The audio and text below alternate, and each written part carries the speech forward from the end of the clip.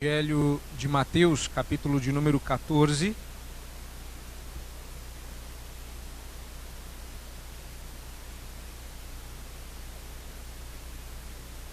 A partir do versículo de número 22. Nós estamos dando prosseguimento à exposição sequencial do Evangelho de Jesus, conforme registra o evangelista Mateus. E a porção sobre a qual nos deteremos esta noite é aquela que nos conta sobre a segunda vez que Jesus acalma a tempestade. Desta feita fora do barco, caminhando sobre as águas, indo ter com os discípulos. E este episódio está registrado aí a partir do verso 22 do capítulo 14 do Evangelho de Mateus, conforme se lê logo a seguir. Compeliu Jesus os discípulos a embarcar e passar adiante dele para o outro lado, enquanto ele despedia as multidões. E despedidas as multidões, subiu a um monte a fim de orar sozinho. Em caindo a tarde, lá estava ele, só. Entretanto, o barco já estava longe, a muitos estádios da terra, açoitado pelas ondas, porque o vento era contrário. Na quarta vigília da noite, foi Jesus ter com eles, andando por sobre o mar. E os discípulos, ao verem-no andando sobre as águas, ficaram aterrados e exclamaram: "É um fantasma!" E tomados de medo, gritaram. Mas Jesus imediatamente lhes disse: "Tende bom ânimo, sou eu, não temais." Respondendo-lhe Pedro, disse: "Se és tu, Senhor, manda-me ter contigo por sobre as águas." E ele disse: "Vem." E Pedro, descendo do barco, andou por sobre as águas e foi ter com Jesus. Reparando, porém, na força do vento, teve medo e, começando a submergir, gritou: "Salva-me, Senhor!"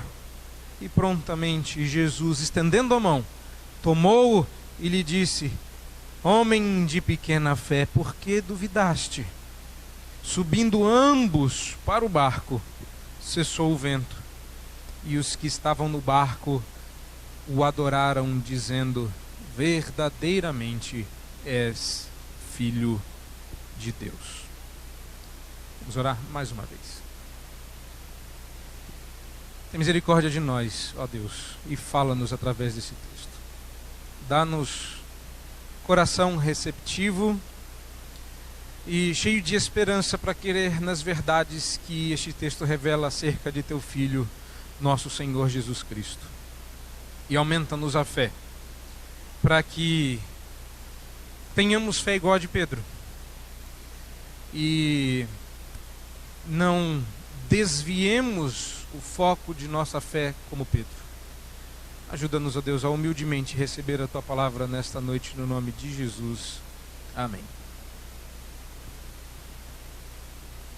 Esse é um texto muito rico, muito bonito, muito forte, e vai falar daquilo que nós estamos acostumados a ouvir sobre esse texto, que as tempestades da vida, como cantamos, a ira dos homens, o gênio do mal, são as muitas águas que enfrentamos quando passamos por esta vida. Mas eu realmente creio que nós perdemos alguns focos, ou o foco mais importante da nossa vida, quando passamos por provações, por dificuldades, por dores, por tormentos. Eu sei que, olhando daqui, todo mundo fez, ou não, um grande esforço para vir esta noite. Você pode ter passado por inúmeros problemas esta semana para sobreviver até o domingo. Talvez essa semana tenha passado como que num lago sereno e tranquilo, como quem passa de um lado para o outro sem maiores dificuldades. Eu não sei qual é o seu estado, e talvez você esteja lutando neste exato momento para se concentrar no que está sendo dito. Mas uma coisa é certa: você pode estar perdendo o foco, e por isso que Deus tem algo importante a lhe dizer essa noite.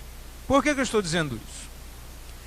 Porque quando nós lemos o livro de Jó, por exemplo, nós facilmente perdemos o foco e por alguns momentos no livro começamos a achar que o grande drama do livro de Jó é o sofrimento de Jó. Isso é perder o foco. Porque o que Deus quer naquele livro é revelar-se a nós através da revelação que dá a Jó. Tanto é que o ápice do livro não é quando Jó restaura a sua saúde, mas quando ele, primeiro, reconhece que não conhecia a Deus nas profundezas do seu ser, antes eu te conhecia de ouvir falar, e quando ele intercede pelos seus amigos. E só então Deus muda a sorte. Parece que todo o sofrimento, as dores e as perdas de Jó foram coadjuvantes na revelação de um Deus maior do que Jó tinha na mente. Jó conhecia Deus, mas o conheceu de perto quando sofreu. Muitos anos depois, um rei persa vivia sua vida como rei, normalmente conquistando seus reinos, perdendo outros, e estava lá vivendo a sua vida, subjugando alguns reinos, cobrando deles impostos, fazendo o que um rei persa faria. Até que alguém pega um livro antigo de um tal de Isaías e lê para esse rei um trecho. Eu gostaria de ler para o senhor um pedacinho, achamos um livro lá, acho que o senhor devia conhecer, mas não leia. E ele começa a ler, e o rei diz: rapaz, esse homem aí sou eu. Eu vou assinar um edito real, um tratado, um documento, com toda a força do meu império para liberar o seu povo, para voltar para a sua terra, porque o homem que se diz nesse texto sou eu. E ele assina. Assim foi Ciro. Guarda-se o documento e nada é feito. Parece o Brasil. Anos depois, novamente alguém pega esse documento e cobra uma solução. Desta feita agora um outro rei da mesma linhagem, Medo, persa, acaba lendo e diz: bom, se Ciro assinou, deve ser obedecido, e é um absurdo que não tenha sido até agora. E eles retornam. Essa história você encontra em Neemias e Esdras. Anos depois, novamente, mais uma pessoa se encontra na Bíblia. Olha só que interessante. O Salmo 69, verso 2, se você quiser você pode abrir lá, porque alguns versículos nós vamos ler aí. Salmo 69, verso 2, diz assim, vou ler o verso 2 e 3, depois eu vou pular alguns versículos. O verso diz assim: estou atolado em profundo lamaçal que não dá pé. Você já foi para a praia ou para uma piscina e andou num lugar mais fundo do que dava pé, sabe como é desesperador você pular achando que dá pé e de repente o pé não acha o fundo e vai batendo aquele desespero. Pois é, essa é a ideia que o salmista quer passar. Há um desespero no afundar sem perceber o chão ou o fundo daquelas profundas águas debaixo dos pés. Agora repare: estou nas profundezas das águas e a corrente me submerge. Estou cansado de clamar, secou-se-me a garganta, os meus olhos desfalecem de tanto esperar por meu Deus. Se pular agora mais para frente, para os versos 15 e 16, também se lê: não me arraste a correnteza das águas, nem me trague a voragem, nem se feche sobre mim a boca do poço. Responde-me, Senhor, pois compassiva é a tua graça. Volta-te para mim, segundo as riquezas das tuas misericórdias. É claro que na voragem do mar, lá pelas 6 horas da manhã, entre 3 e 6 horas da manhã, Pedro não iria buscar com alegria o Salmo 69 e dizer: esse homem aí no texto sou eu. Eu sou este homem que está nas profundezas das águas, submergindo com medo que a voragem me engula. Eu sou o homem. Não, normalmente quando situações como essa acontecem. Em situações mais calmas a gente até se alegra orgulhosamente, mas de fato esse texto falava do apóstolo Pedro. Caso você ainda tenha alguma dúvida de que o que nós estamos lendo em Mateus evoca essas imagens do Antigo Testamento, você pode avançar para o Salmo 144, verso 7, e ver que esse texto faz alusão novamente a dois outros episódios escriturísticos, não fatos em si mesmo, mas profecias, onde o Salmo 144, verso 7 diz: estende a mão lá do alto, livra-me e arrebata-me das muitas águas e do poder de estranhos. E agora um outro texto, no segundo livro de Samuel, capítulo 22, verso 17, constata-se o seguinte fato: do alto me estendeu ele a mão e me tomou, tirou-me das muitas águas. Eu sei que deve ser excitante, comovente, dá um negócio de você olhar para a Bíblia e falar assim: olha, a Bíblia não falou só de Jesus, mas ela também previu e profetizou a respeito do apóstolo Pedro. Não é? Não é o que tudo indica? O capítulo 14 do Evangelho de Mateus não vai fazer citações mais. Assim como a revelação é progressiva, espera-se que aquele que lê o Evangelho de Mateus vá aos poucos ganhando maior entendimento e precisando de menos muletas, ou seja, de menos indicações diretas e claras como um cristal, para que possa perceber que Jesus cumpre as promessas do Antigo Testamento. Mas olhar para esse texto e para esses versos como quem enxerga um Pedro profetizado, olha, esse homem aí sou eu, é perder o foco. Eu sei que é tentador. Como assim? O texto fala de alguém que se afunda nas águas e a mão do Senhor vem do alto e puxa das águas e o salva. É Pedro. Sim, é Pedro. Mas o texto não está aqui para revelar o apóstolo Pedro. E nem está aqui para cumprir as promessas do apóstolo Pedro. E nem dizer para Pedro que ele é um homem.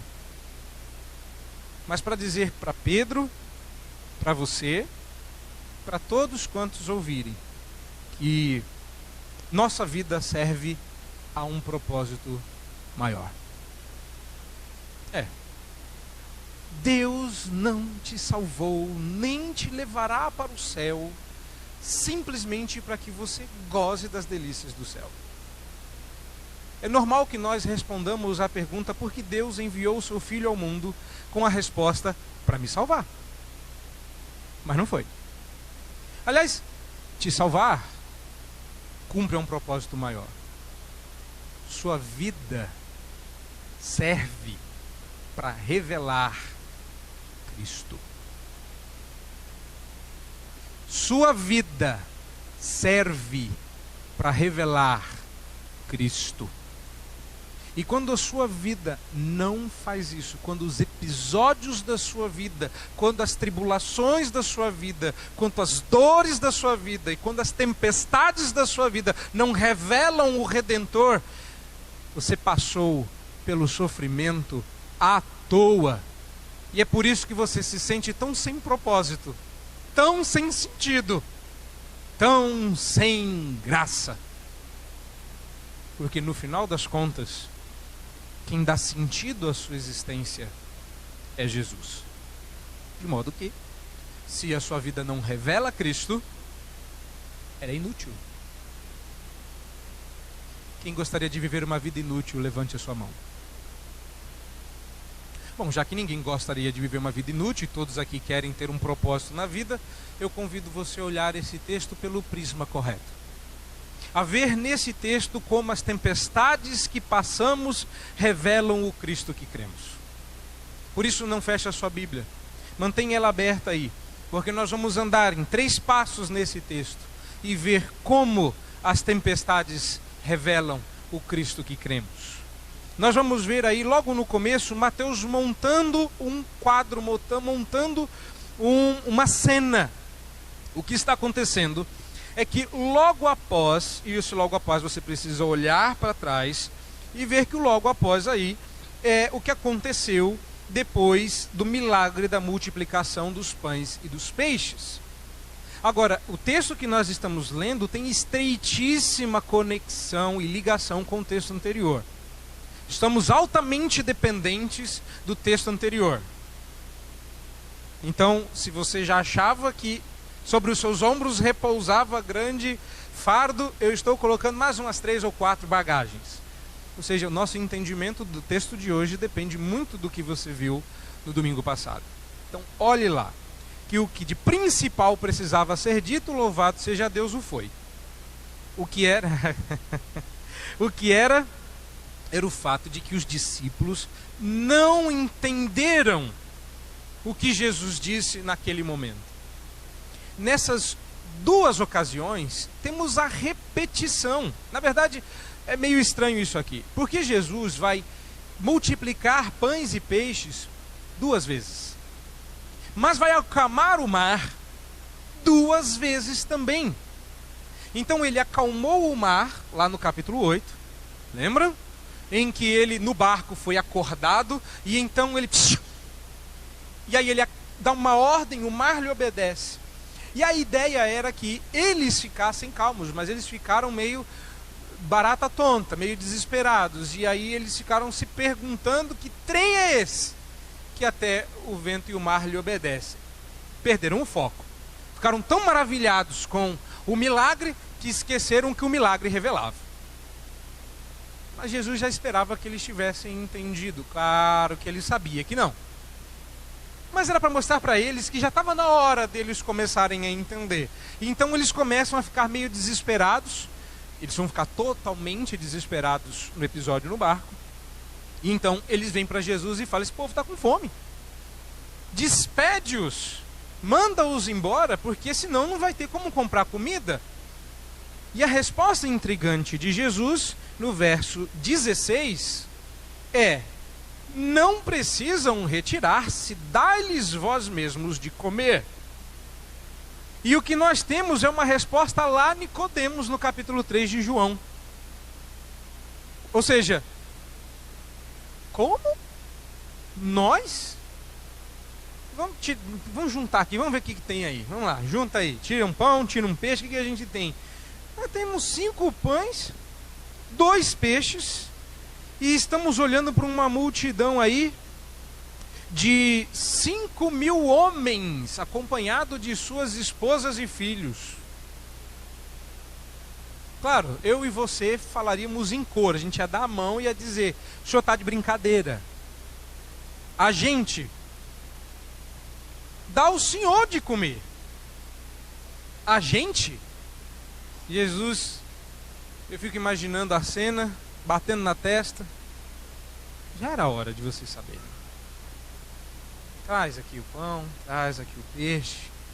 Vamos dar graças. Sem maiores explicações, Jesus não disse: ok, vamos fazer o seguinte, um milagre aqui, vou dar uma multiplicada, vocês vão ver como é que é, tal.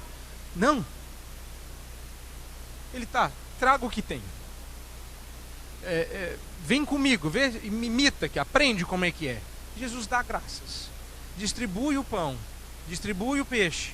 E curiosamente o verso 20, olhe lá, diz que sobraram 12 cestos cheios. Que coincidência, não?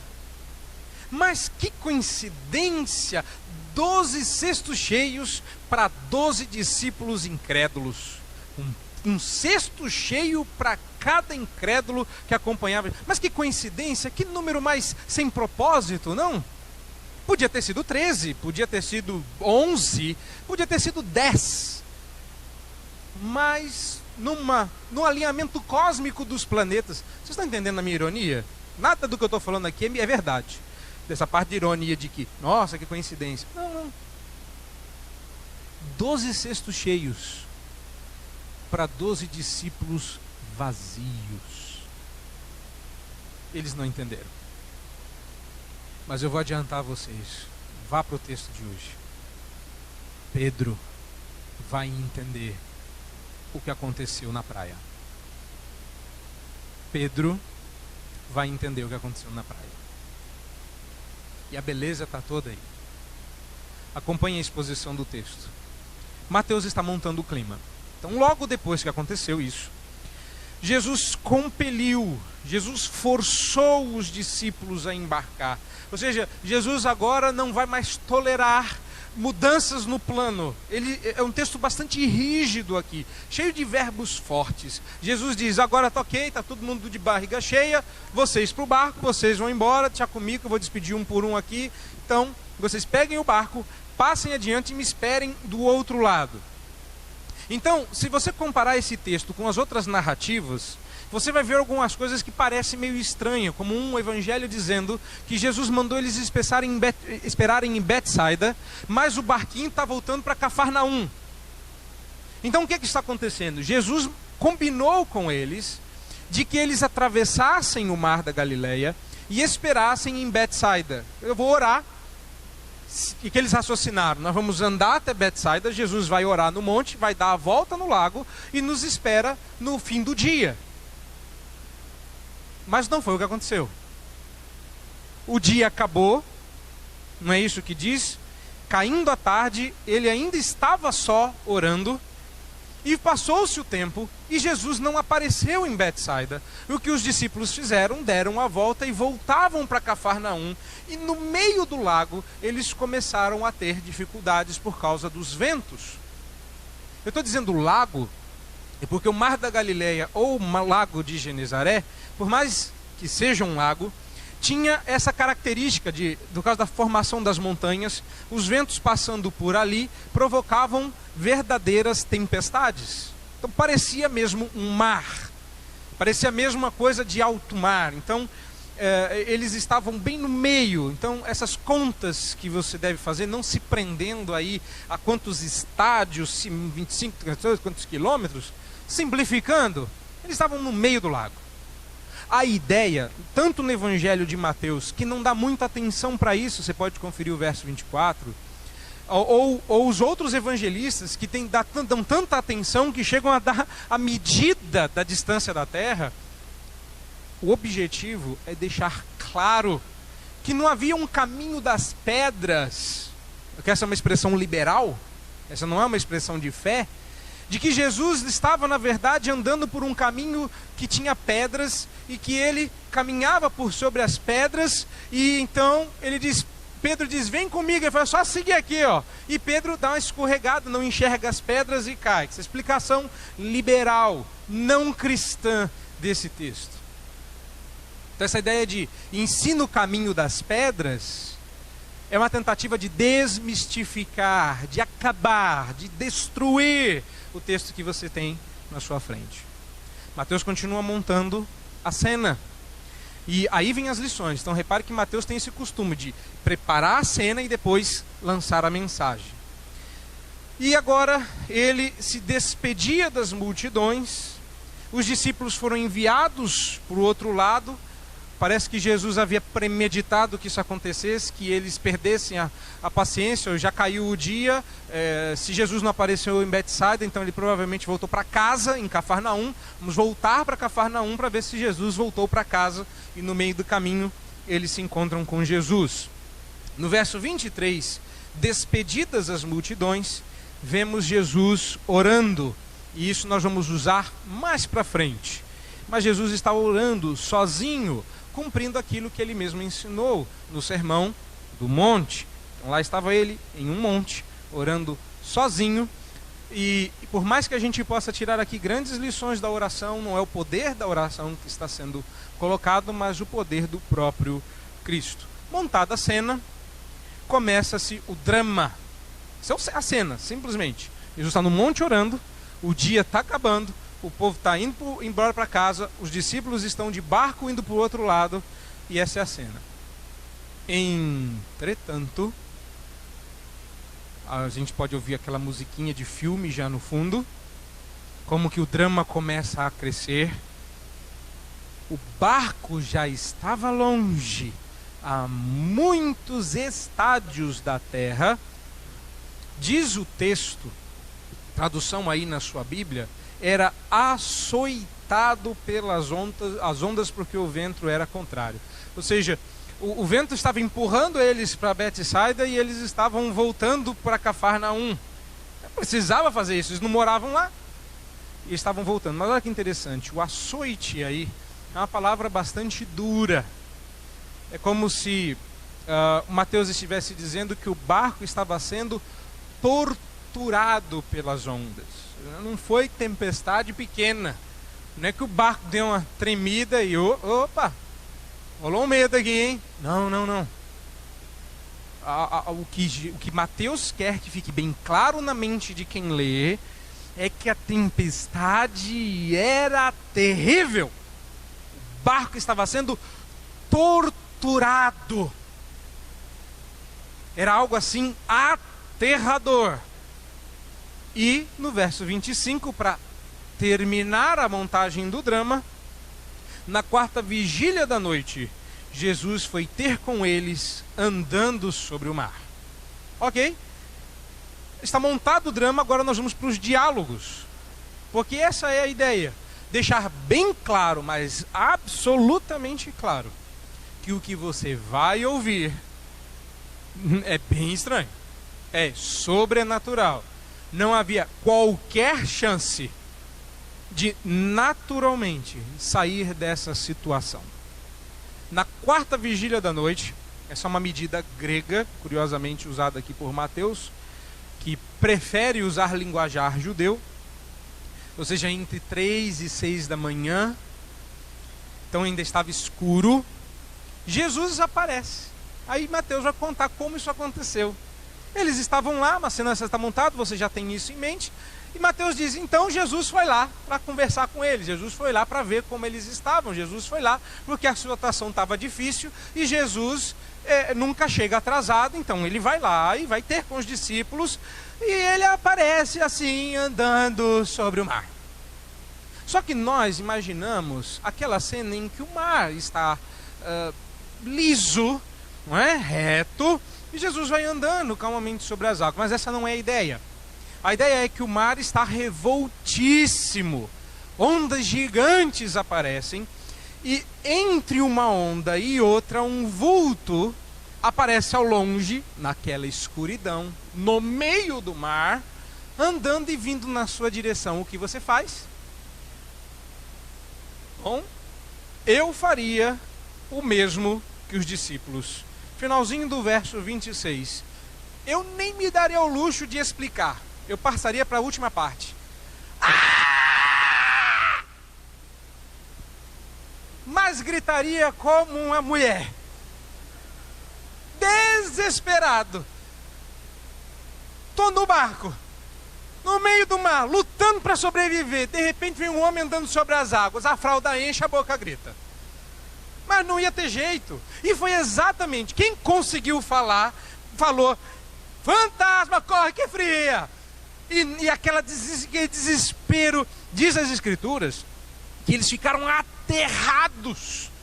Eles estavam aterrorizados e exclamaram, eles estavam desesperados. É um fantasma. Quem viu falou: olha o fantasma. Quem obedeceu disse: ah! Deu para entender? Acho que foi claro, não? Agora olha só que lindo. Começa o texto a nos dizer que imediatamente Jesus não deixou eles terminarem de gritar.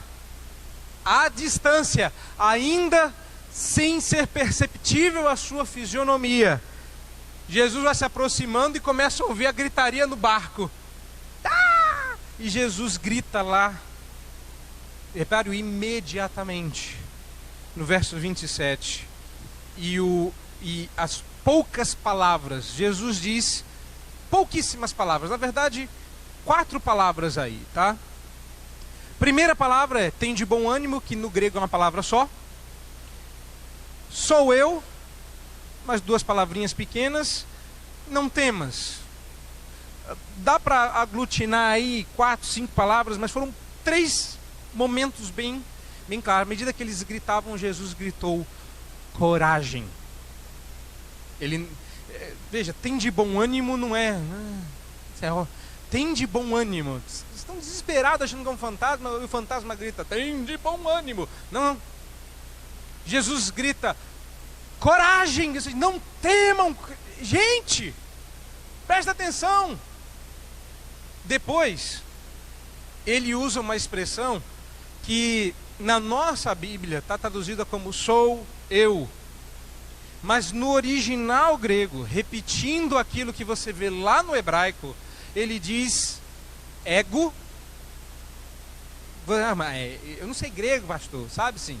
Todo mundo aqui já foi metralhado com teologia freudiana. Todo mundo sabe que ego é o nosso eu. E ele usa uma outra palavra, eimi, que significa sou.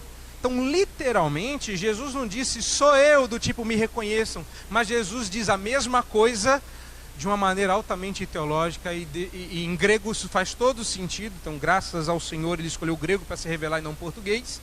E aí ele diz, eu sou. Coragem, eu sou. E aí, por último, diz, temam não. Não tenham medo, o eu sou chegou, andando sobre as águas. E aí parece que Pedro responde, mas nesse primeiro momento nós já temos uma lição. Qual é? Quando as tempestades aparecem e as ondas se agigantam, é o momento mais claro para Jesus se revelar como Deus. Essa é a ideia. Só havia uma explicação, e o Evangelho de Mateus está projetado para forçar você a dar uma resposta, mas a partir do capítulo 14, essa concentração vai se direcionar aos discípulos. Está na hora de vocês que andaram comigo durante todo esse tempo dizer quem eu sou. Vocês já têm que começar a ter fé. Então, deem comida a vocês mesmos. Nem entenderam o que foi dito. E aí no mar, fica claro que quem está ali é Deus. Não ficou claro para você? Talvez você tenha que se lembrar de Jó, verso 8 do capítulo 9, que diz o seguinte: quem sozinho estende os céus e anda sobre os altos do mar. Está lá no Antigo Testamento. Ou o Salmo 77, que nós lemos, no verso 19, que diz, pelo mar foi o teu caminho, e as tuas veredas pelas grandes águas. Ou quem sabe você prefira Isaías 43, verso 16, que diz, assim diz o Senhor, o que outrora preparou um caminho no mar, e nas águas impetuosas uma vereda. Então é absolutamente transformador quando, diante desses textos no Antigo Testamento, eles gritam que é um fantasma, e ele diz, não, é o eu sou o Senhor. Lá nos Salmos foi dito isso, lá em Jó foi dito isso, lá em Isaías foi dito isso. Vocês estão vendo, está aqui. E quando você não percebe que as tempestades da sua vida servem, submissas e ajoelhadas, para revelar a glória do Cristo Deus, você perdeu o foco dos seus sofrimentos. Você quer olhar para os seus sofrimentos e dizer, por que eu? Quando Deus está dizendo, eu vou me revelar através de você, e vai se ver com clareza que eu sou Deus. Quando você perde isso, a tempestade não tem o menor propósito. É só um vento que entra por aquela montanha, dá a volta aqui, levanta essa onda e faz a gente afundar. Simples. É absolutamente explicável fisicamente. Mas não é este o propósito. Jesus foi orar, precisava do seu tempo de comunhão. Aliás, ele está querendo orar desde a hora do pão e do peixe. Gente, eu preciso orar. E esse povo está com fome. Ah, bom, vamos dar de comer para esse povo. Agora chega, eu preciso orar. Meu alimento está no monte. Eu elevo os meus olhos para o monte, de lá vem o meu socorro. Vocês já deviam saber disso. Mas eles olhavam para o cesto e diziam: elevo os meus olhos para o cesto, de onde virá meu socorro? Só tem 5 pães e 2 peixinhos. Jesus está dizendo: não, eu vou elevar meus olhos para o monte, e vocês vão ver isso. É exatamente isso. As tempestades servem para revelar Jesus como Deus. Segundo momento do texto, vamos a ele. Então, nesta hora em que Jesus se revela, ele é o eu sou e fala para não temer, nós lemos errado o verso 28. Nós achamos que Pedro já está duvidando aqui. Eu já ouvi sermões em que esse desafio é feito, mas não é um desafio. Não é um desafio. Na verdade, o português prega algumas peças em nós. E você pode ou não crer no que eu vou falar, mas se você for discordar, seria bom você saber grego. É sério. Porque o que Pedro diz aqui é uma declaração de fé da mais linda.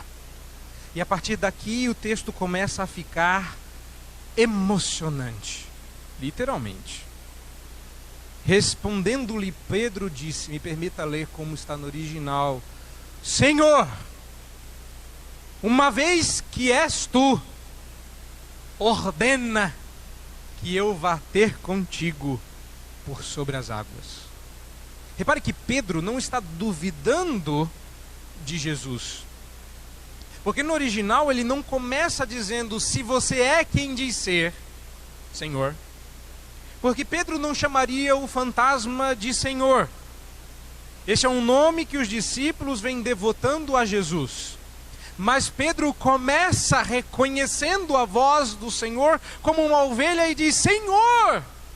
Outra coisa, no grego existem 2 tipos de se. Na nossa língua, o se é sempre de hipótese.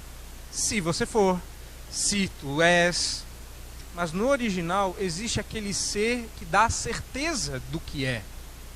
Que significa se no sentido de uma vez que. E é esse que Pedro está usando. Curiosamente, Pedro não está duvidando, mas confiando. Dizendo: tu és. Então, Senhor, manda-me. E isto é interessantíssimo.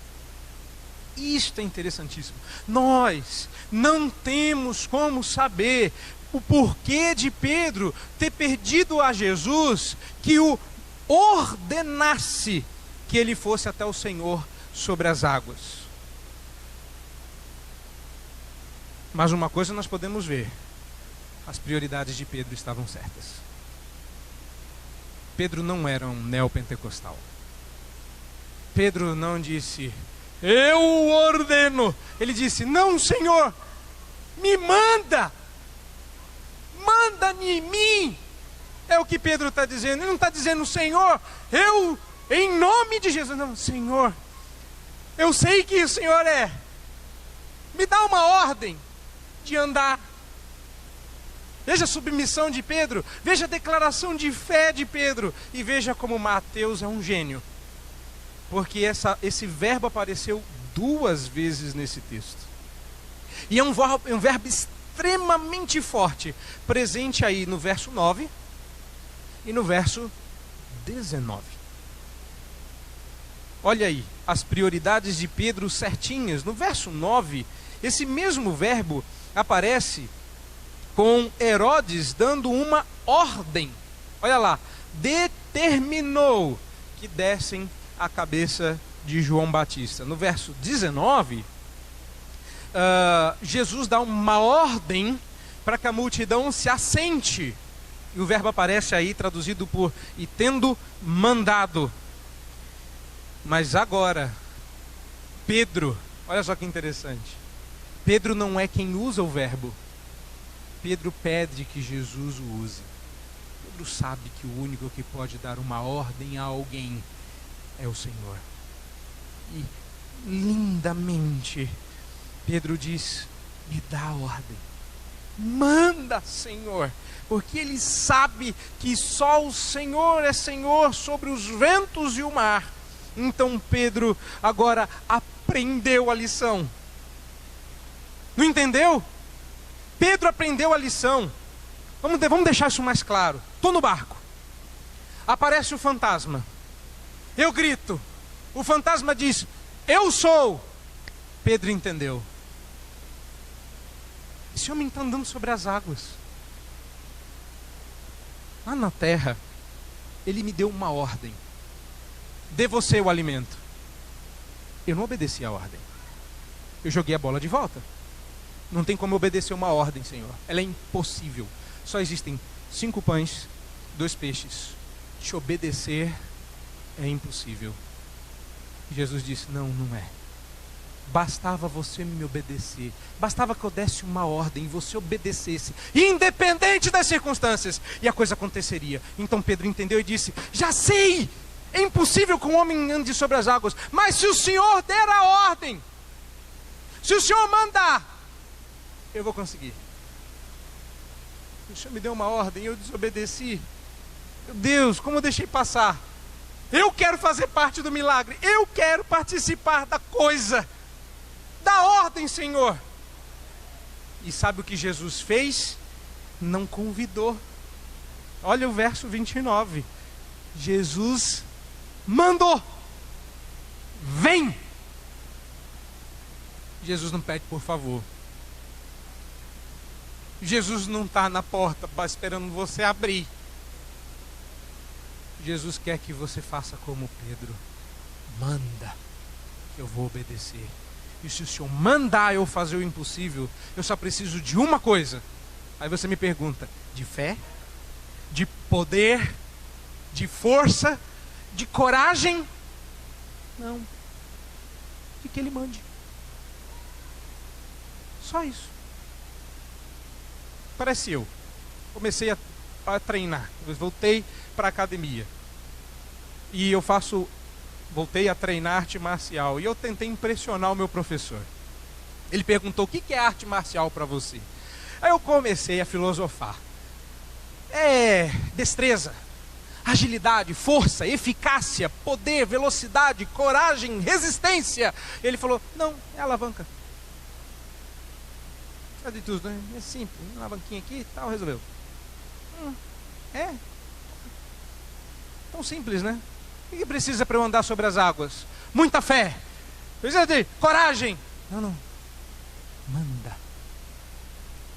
E por mais impossível que seja obedecer, se o Senhor mandar, o impossível Deus vai fazer. E Pedro andou. E é assim que termina a segunda parte. Vem, diz o verso 29, Pedro, descendo do barco, andou por sobre as águas e foi ter com Jesus. Pedro não está arriscando. Pedro não está, se é o Senhor mesmo, aí manda eu para eu ver. Não, Pedro sabe que está indo para Jesus. Então Pedro diz: Senhor, eu sei que o Senhor está aí, então dá aquela ordem, porque agora eu vou poder fazer o mais louco, o impossível, aquilo que parece loucura aos olhos de quem vê de fora. Manda e será possível. Então, vamos ver como é que está a sua fé, Pedro.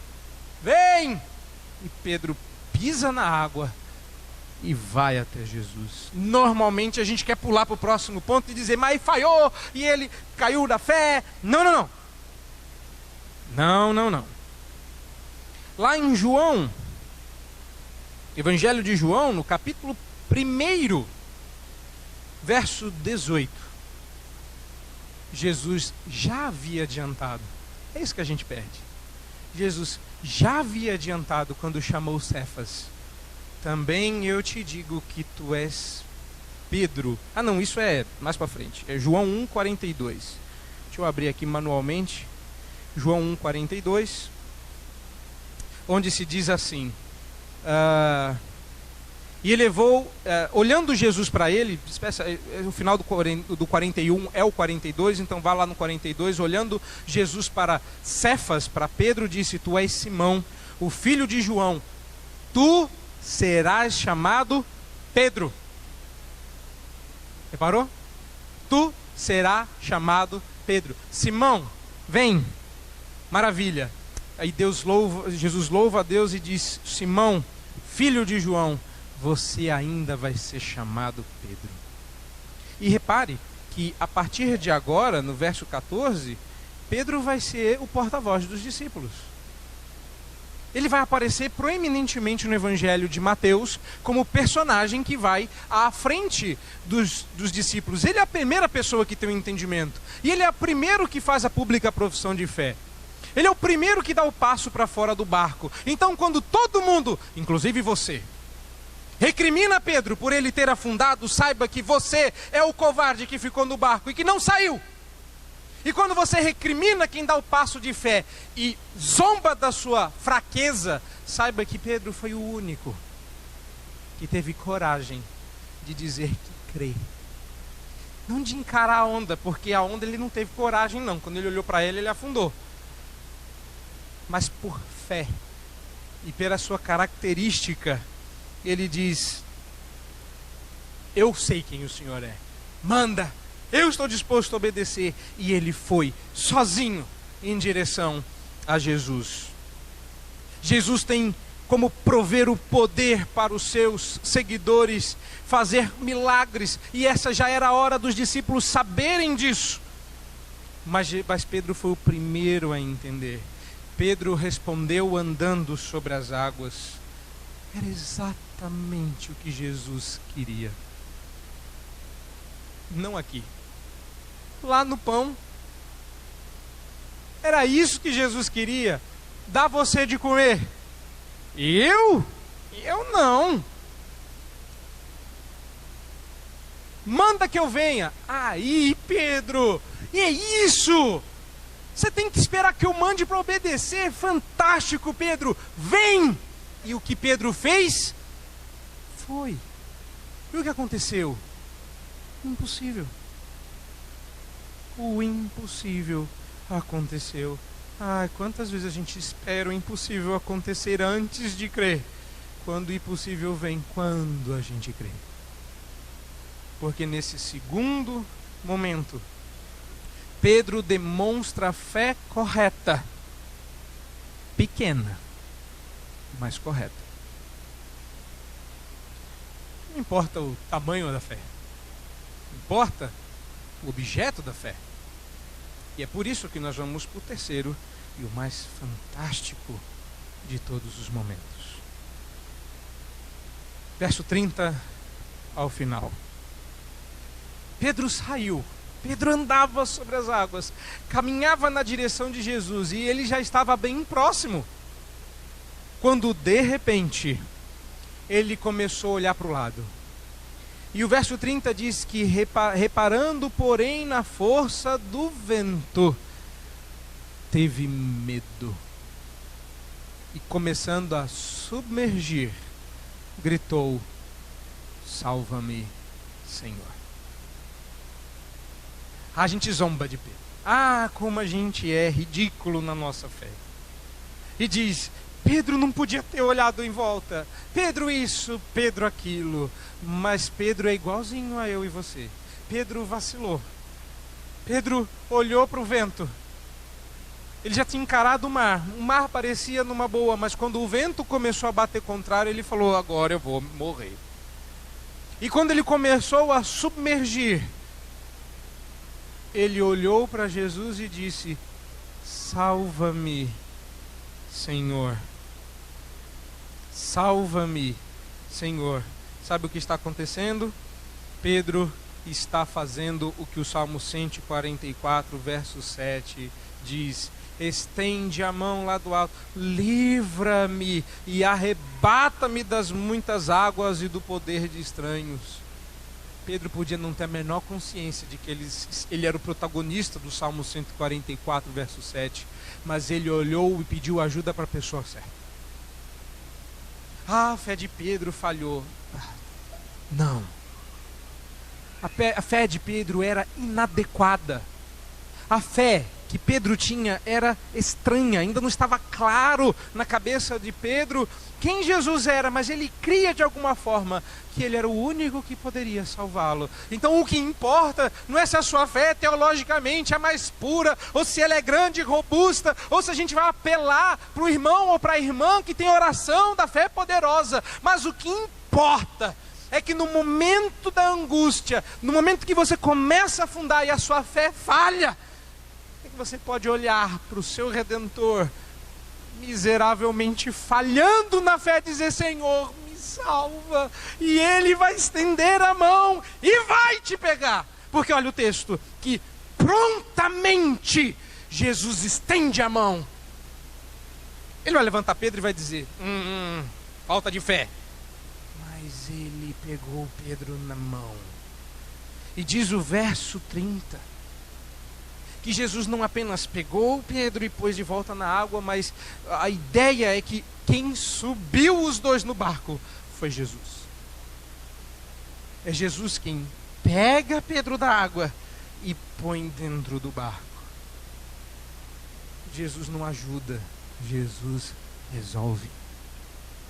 Jesus não abre portas para a salvação, Jesus salva. E a sua fé pode não ser clara, sua fé pode ser inadequada, mas o fato, que é o terceiro ponto, é que Jesus nos ajuda mesmo quando a nossa fé vacila. A gente quer ter uma fé tão inabalável e olha demais para o próprio umbigo e para a própria fé, quando Jesus quer que você olhe para Ele. Para Ele. Pedro não sabia com quem estava falando. Pedro sequer tinha noção de que diante dele estava o tal do eu sou. Ele não entendeu o que Jesus disse, mas ele entendeu o suficiente para dizer: só tu podes me salvar. Talvez esse seja o seu caso. Talvez você esteja aqui dizendo: eu não consigo entender direito com essa fé, eu não consigo entender direito esses detalhes presbiterianos, eu sequer concordo com tudo, porque eu não consigo entender tudo, mas alguma coisa me faz crer que só Ele pode me salvar. Então, querido, então, querida, creia. Ergue o braço e diz: salva-me.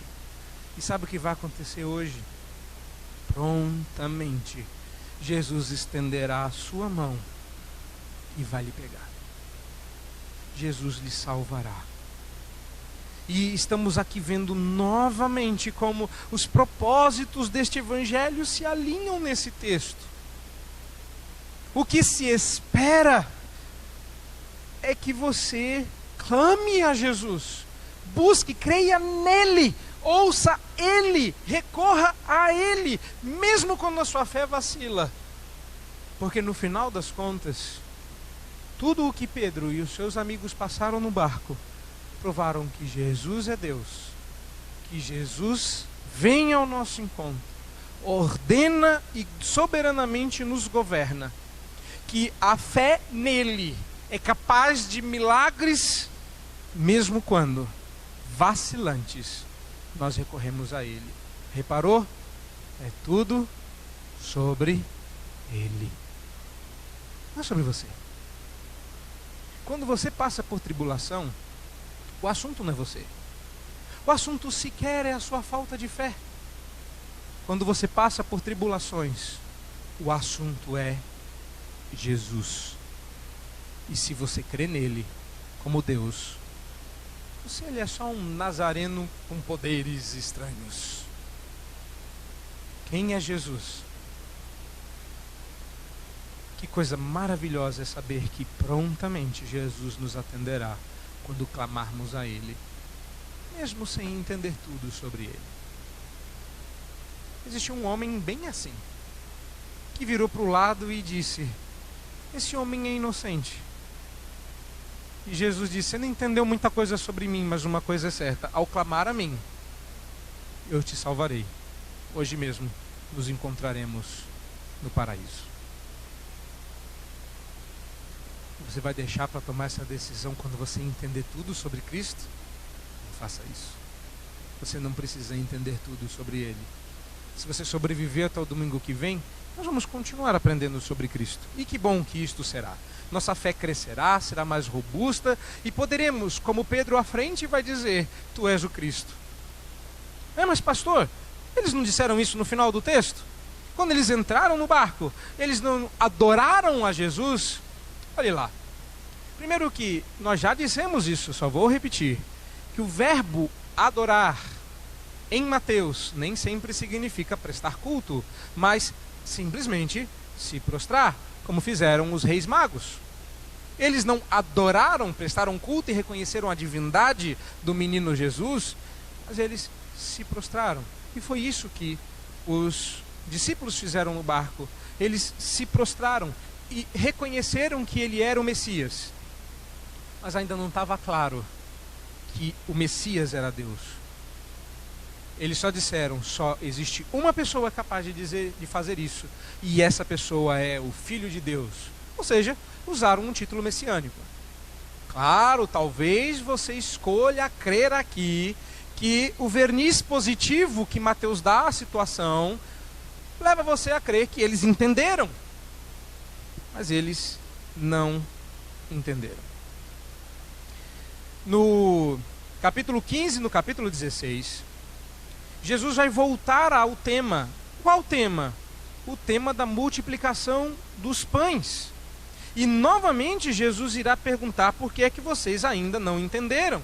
Aí ele multiplica de novo os pães. E no capítulo 16 ele volta dizendo, ainda não entenderam, ainda não entenderam. Se eles entenderam aqui, por que é que Jesus diz que eles não entenderam mais para frente? Porque eles não entenderam. Simplesmente isso. E o que está acontecendo aqui então?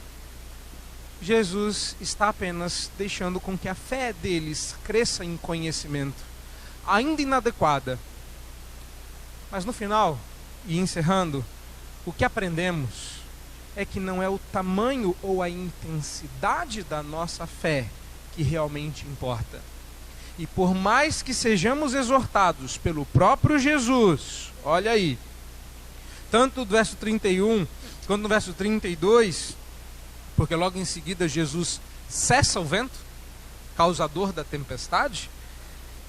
Então, por mais que sejamos exortados a ter uma fé robusta, como de fato temos que ter, o que realmente importa é o objeto da fé. E é o objeto da fé que determina o nosso sucesso espiritual. Fé forte em barco furado não leva você para o outro lado do mar. Fé de Pedro, fé vacilante, fé fraca, fé pequena, em barco inteiro, mesmo com medo, você chega lá. Então, Deus não quer que o tamanho da sua fé seja grande. Depois que você acertar no objeto, cresça. É ordem. Mas se você tiver que preferir, tenha uma fé pequena num Deus grande, do que ter uma fé grande num Deus pequeno. Estou desafiando não o tamanho da sua fé, mas em quem você crê. Porque no final, tudo o que você passa revela em quem você crê. Então não importa o tamanho da sua tempestade, não importa a dificuldade da sua tempestade, nem o grau de desespero que a tempestade que você passa leva você a temer e gritar. Eu queria dizer a você nesta noite que o que realmente importa é Cristo. Ele fará com que qualquer tempestade seja acalmada. Agora entenda, em poucas frases, a história do mar. Nunca foi o objetivo de Jesus acalmar o mar. A ideia era acalmar os discípulos. Não é para o mar ficar sossegado, é para você ficar sossegado. Sossegai não é uma ordem para o mar, mas ele usará o mar para sossegar o seu coração. Nem que para isso você tenha que afundar em tristeza, tribulação e dor. para clamar por salvação, e então ele te buscar e dizer: acalma. Observa como eu acalmo o mar, na medida que acalmo o seu coração. É isso. Você não veio aqui para que Jesus resolva os seus problemas. Ele já resolveu o seu problema. E o seu problema é que você ia para o inferno. O seu problema é que Deus não gosta de você. O seu problema é que Deus está eternamente irado contra o pecado. E a solução é que agora todas as coisas cooperarão para o seu bem e para a glória de Deus. E é assim que acaba o nosso texto.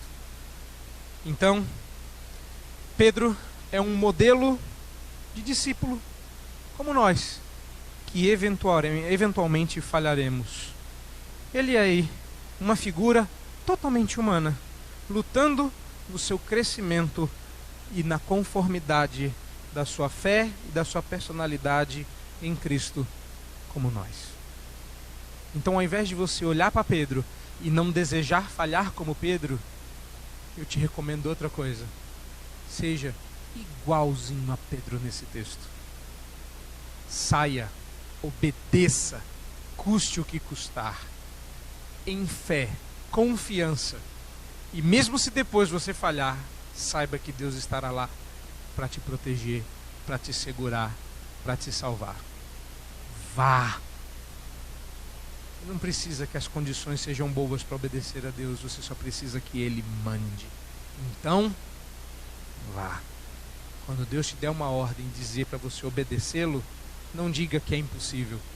Eu encerro com uma frase que eu ouvi de um menino. E a gente percebe quando está ficando velho, quando esse menino cresce, fica maior que você e aparece no seminário como um candidato ao pastorado. Eu era seminarista e preguei. E eu estava lutando na tentativa de fazer o texto ficar claro.